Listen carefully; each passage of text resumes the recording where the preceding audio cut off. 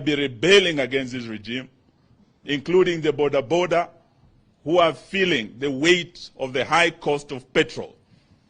And today they are no longer singing about the hustler who pretended to be one of them and has now abandoned that mamamboga who was on the headlines today.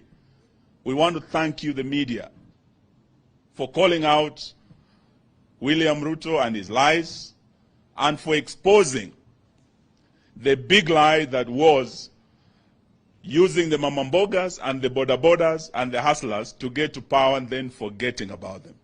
So we want to say this issue of Mungiki is not a Kikuyu issue. It is not a Mount Kenya issue. This is a national issue. It's a Kenyan issue. And we are here to stand in solidarity with the Mount Kenya leadership to say no to the Kenya Kwanza regime and their nefarious scheme of branding the Kikuyu youth Mungiki, of using the Mungiki name to bring repression in the mountain to forestall an open rebellion that is coming. That is what we want to say, and wish to now call our leader to come and address the nation on this matter of vital national importance. Your Excellency, Raila Amolo Odinga.